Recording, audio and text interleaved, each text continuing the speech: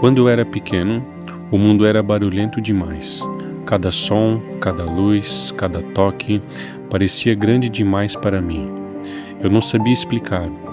Eu quase nem falava, mas eu sentia. E nas linhas eu encontrava o silêncio. Enquanto todo mundo via paredes, eu via caminhos. As linhas eram meu lugar seguro. De novo isso? Vai brincar, garoto?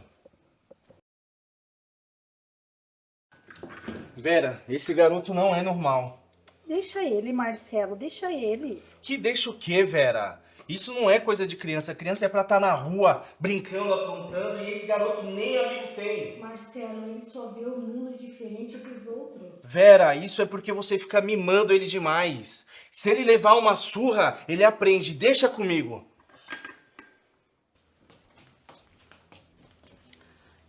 A mamãe tá aqui. Vai ficar tudo bem. Vamos tomar um café? Tomar seu cafezinho. Senta aqui. Mamãe vai te servir.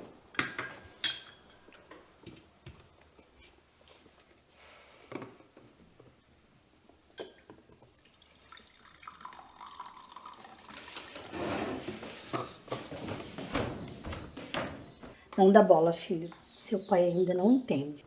Come seu lanchinho. Tá bem gostoso. Tá bom? Vai ficar tudo bem. No meio da tempestade, minha mãe era a única parte silenciosa do mundo. Meu amor, a mamãe quer te mostrar uma coisa. Eu trouxe um presente pra você e eu acho que você vai gostar. Aqui você pode desenhar tudo que você vê e tudo que você sente.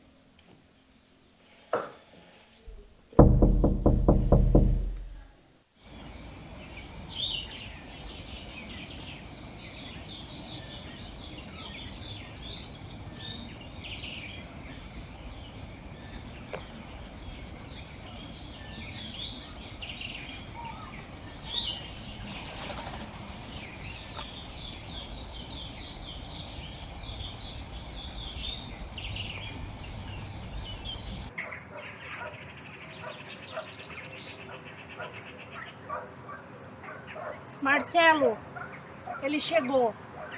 O doutor chegou.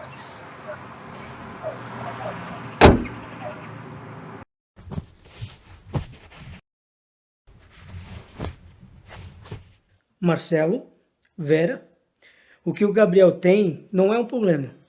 É só uma forma diferente de ver o mundo. O que ele tem, doutor? O Gabriel está no espectro autista. Ele percebe mais, ele sente mais, ele reage mais. Mas não é culpa de vocês. Não é doença, não é falha. É apenas um cérebro que pensa diferente. Diferente? Isso vai ferrar com a vida dele.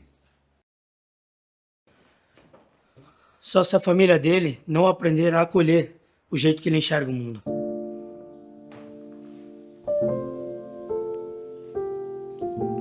Também sou diferente, mas isso nunca destruiu a minha vida.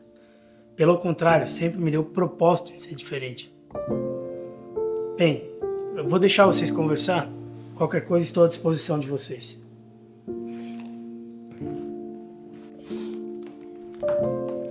A culpa é sua, Vera. Você me deu um filho doente. Pra mim chega, eu cansei dessa palhaçada. Marcelo, o que você tá fazendo? Marcelo, por favor, Marcelo. Ele é seu filho, Marcelo. Ele precisa de você. Vera, eu não sei lidar com isso. Pra mim chega. Mas ele é seu filho. Pois é, Vera. Mas eu não nasci pra essa vida.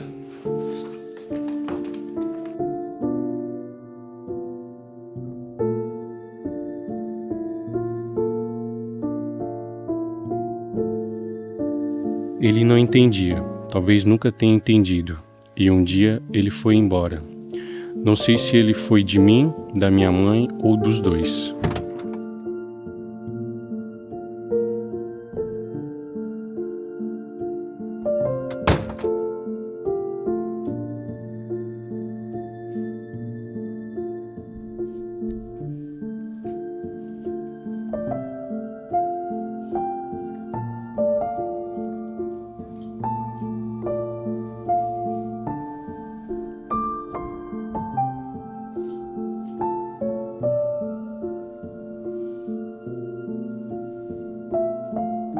Quando ela me deu um caderno, eu finalmente encontrei uma voz.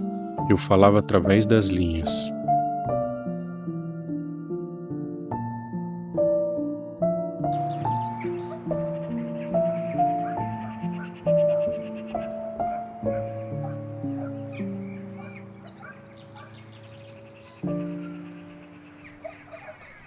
Você sabia que isso aqui é coisa de artista, filho?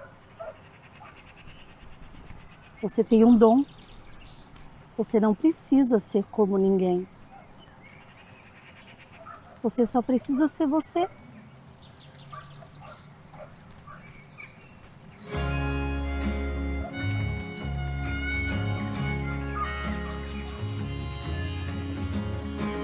Os anos passaram e as linhas cresceram comigo.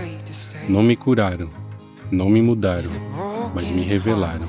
Eu aprendi que não existe jeito certo de sentir o mundo. Existe o seu jeito. E existe quem te ajuda a existir dentro dele. Cause every word's like sandpaper on my tongue. And the rain falls and church bells sound. Not a soul I know could save me now. Se eu pudesse pedir algo ao mundo, não seria paciência, seria escuta. Porque quando você escuta com o coração, até o silêncio fala.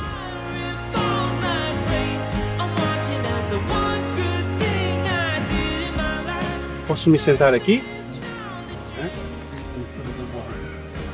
Você gosta de desenhar linhas? Interessante.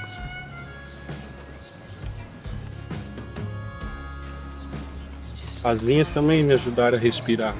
Às vezes o mundo faz muito barulho, né? Aqui é mais leve. Aqui a gente entende melhor. Eu sei como é que é. Às vezes a gente não cabe no barulho dos outros, mas aqui a gente cabe.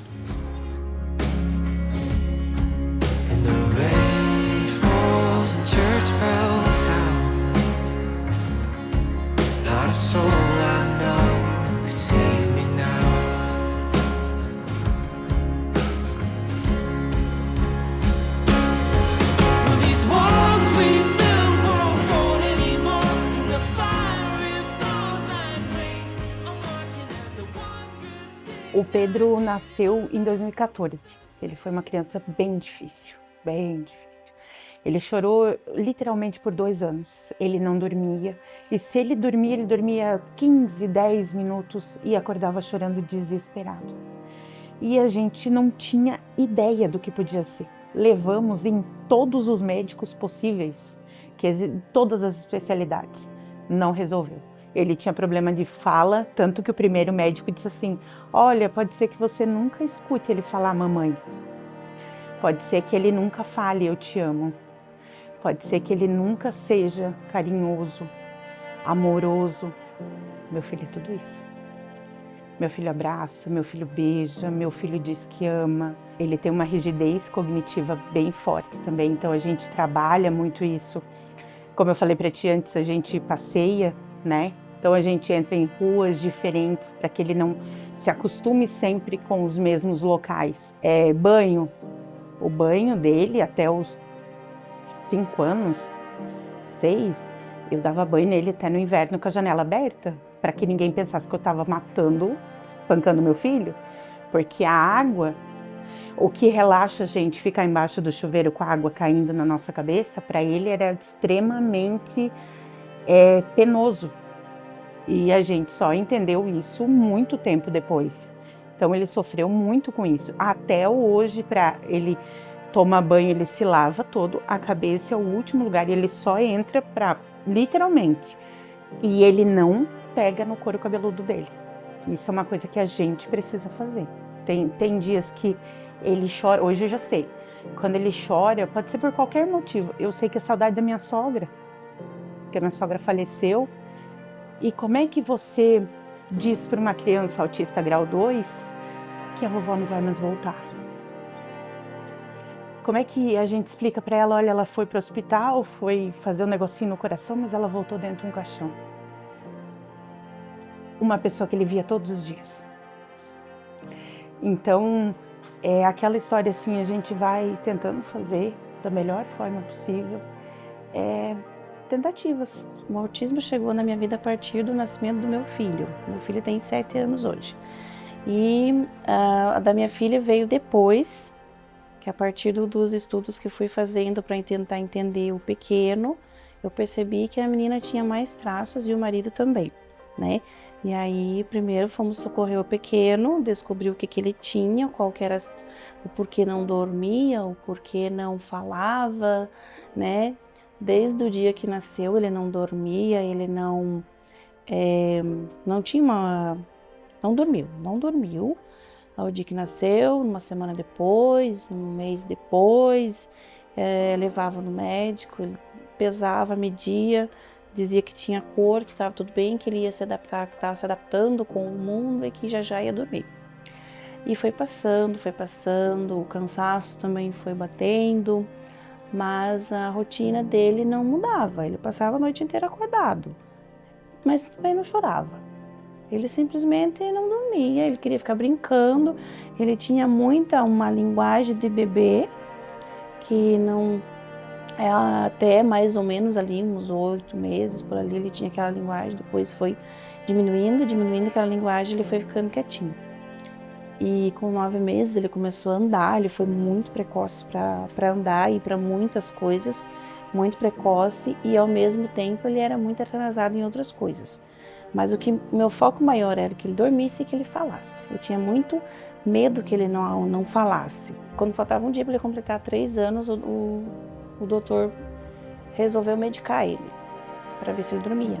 Melatonina, risperidona. E aos poucos ali, a partir dos 4 anos, levou 1 ano para ele começar a iniciar uma rotina de sono. Pequeninha, bem pequena.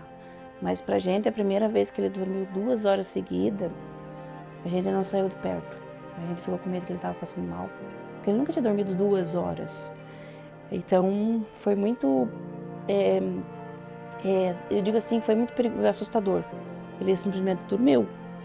E aí a gente ficou preocupado. E a partir dali ele começou a desenvolver uma rotina pequena, mas dormia um pouquinho. E aquela rotina foi aumentando aos poucos, a medicação também foi sendo ajustada.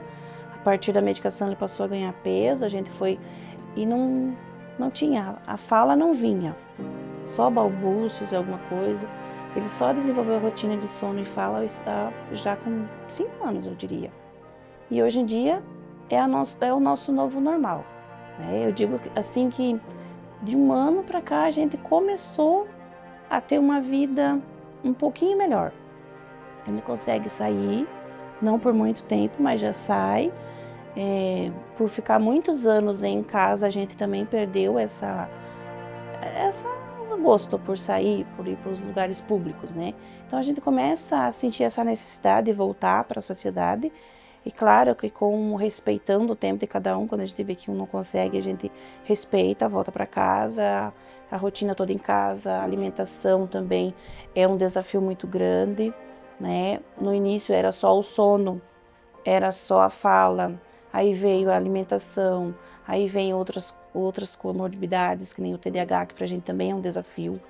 Então a gente busca. E às vezes eu me pergunto assim, eu me penso assim, né? Eu também acho que queria ser um pouquinho autista, porque acho que eles são mais felizes, tem menos preocupação.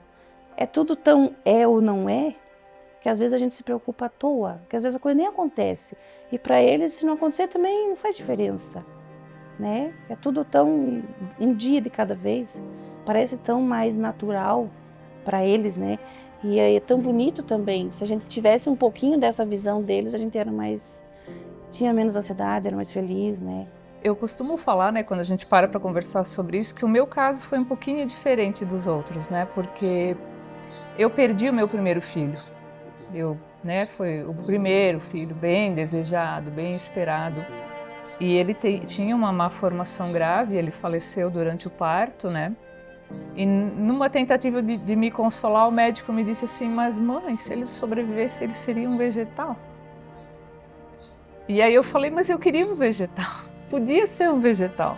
Eu só queria ser mãe, sabe? Eu só queria ter alguém para cuidar, para dar amor, Eu queria ser mãe. Eu não idealizava que tipo de maternidade, mas eu queria ser mãe. E quando ele faleceu, ele não sobreviveu, eu me senti roubada do direito de ser mãe. E mesmo que ele necessitasse de cuidados extremos e especiais, eu queria, né? E aí depois eu tive mais perdas.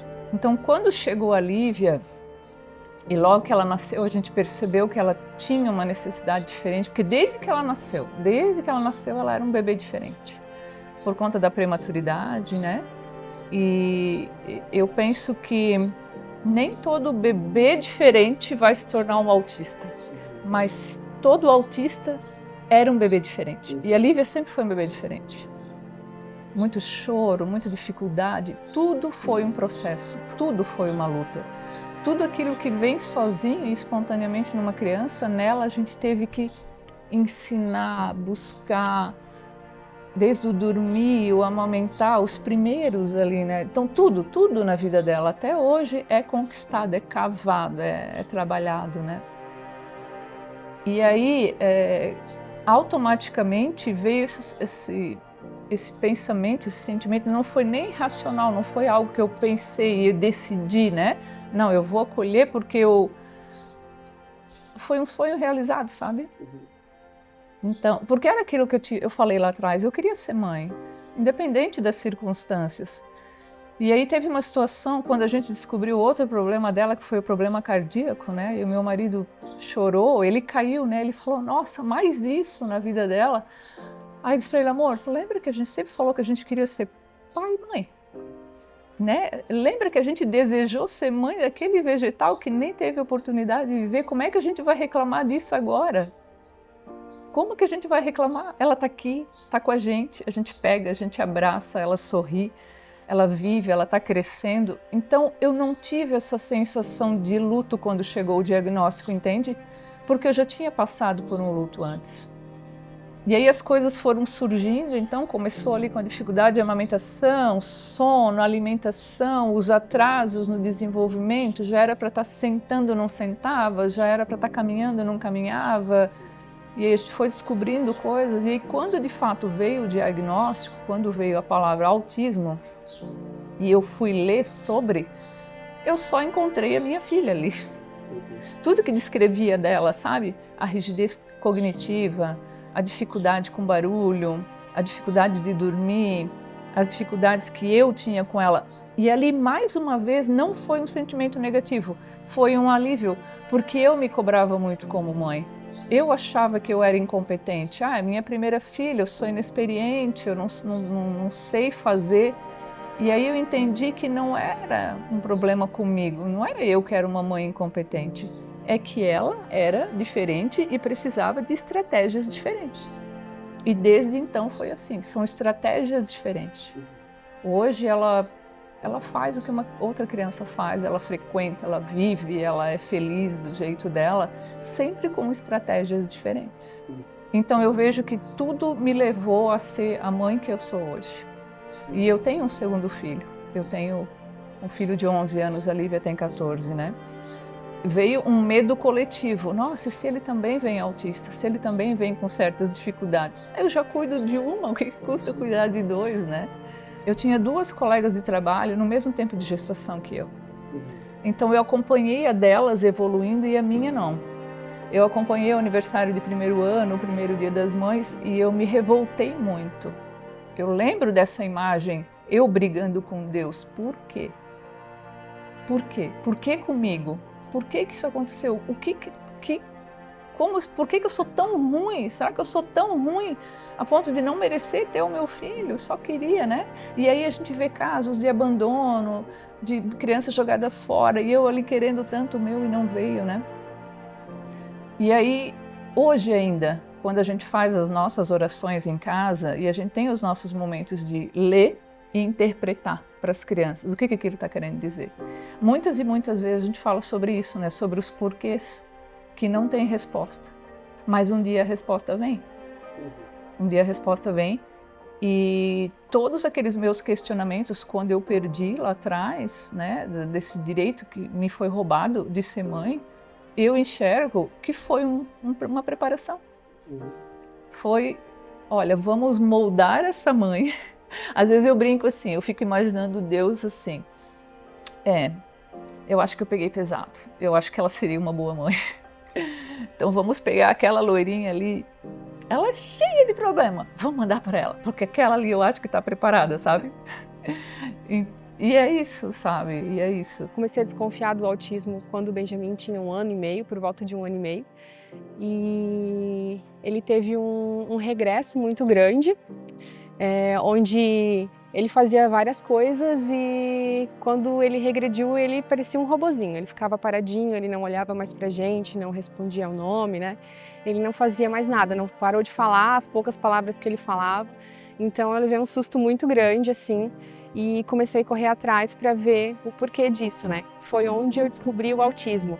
Até então, eu pouco tinha ouvido falar sobre o autismo, não sabia quase nada sobre o autismo, não tinha ninguém na família que tivesse passado por alguma coisa ou tivesse alguém, né, na família que fosse uma família típica. Então foi um susto muito grande pra gente, assim, fazer essa descoberta, né? A gente correu atrás, então, do laudo, do diagnóstico, de terapias e estamos aí até hoje correndo atrás para a evolução dele. No início eu sentia muita culpa, não sentia que eu tinha sido abençoada por isso, mas hoje talvez eu entendo que era para ser para mim isso, mas assim, eu sempre digo que eu não romantizo o autismo, porque ele é muito difícil, ele é muito complexo e muito custoso e doloroso, né? Mas eu sou grata todos os dias por ter ele e ser ele do jeito que ele é, porque eu acho que não seria a mesma coisa se ele não fosse assim do jeitinho dele, né? E ele é maravilhoso. O meu tempo é curto ainda, minha caminhada no autismo é curta, né? Só são 4 anos agora, então, de descoberta.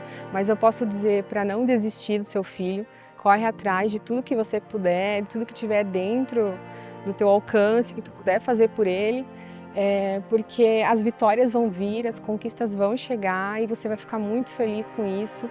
E tudo que a gente mais quer é que eles sejam felizes e que tenham uma vida mais dentro do normal possível, né? Então, não desistam deles, porque tem muitos pais que desistem e principalmente aceitem, né? Aceitar o autismo é muito importante para a evolução da criança. Eu acho que é uma das coisas mais importantes, tá? Os 2 pais juntos, a família, né? É muito importante. E eu sou muito grata por isso, porque a minha família toda é muito parceira, tanto os meus pais quanto os pais do meu esposo, então todo mundo aceitou essa situação e todo mundo está tentando ajudar de alguma forma. Então isso a gente vê que o resultado vem, né? E a gente vê pelas evoluções do Benjamin que cada vez ele vai melhorando por conta de todo mundo estar junto com ele, né? Para mim, como mãe, desde o início, a Bianca já apresentava alguns traços. Mas sempre fica aquela insegurança, né? Aquele medo, será que é, será que não é, vai deixando. Aí conforme o tempo foi passando, ela foi apresentando mais características. Andar de ponta de pé. Eu sempre fui muito curiosa na questão de psicologia. Então, gostava muito de estudar sobre o assunto. Então, quando ela começou a apresentar os sintomas, os traços do autismo, porque em menina é muito mais difícil de apresentar, a gente foi estudando, foi conversando, e daí eu e meu esposo, a gente foi atrás de neurologista. Eles têm uma visão muito diferente do que é certo, do que é errado. E parece que já vem isso desenhado no DNA. Né, dona mocinha? Sim. Sim. Eu acho, sim, não posso dizer, é uma missão de vida, não dá pra romantizar. Tem gente que acha bonito, desculpa, a gente sabe que tem gente que, e meu filho, ele é lindo, Mas na hora da crise, na hora que teu filho não fala, que nem a Bianca foi falar esse ano, ela tá com 6 anos, você chegar em sala de aula e você não saber se ela comeu, se ela dormiu, qual é a cor predileta da tua filha, você só ouviu um eu te amo com quase 6 anos? Que a mãe espera lá no 1 aninho, mamãe, te amo. Né, Bibi? Sim. Então, dói. E eu sei que não dói só pra mim. Tem muita criança que ainda não fala, que vai demorar para falar. E às vezes a gente só quer uma palavra. Um sim, um não. Eu amo, sozinho. Porque em frase geralmente ele demora para mim. Demora muito. E como é que fala hoje? Eu amo você. Eu amo você! E essa é a melhor frase do mundo. Vai, filha?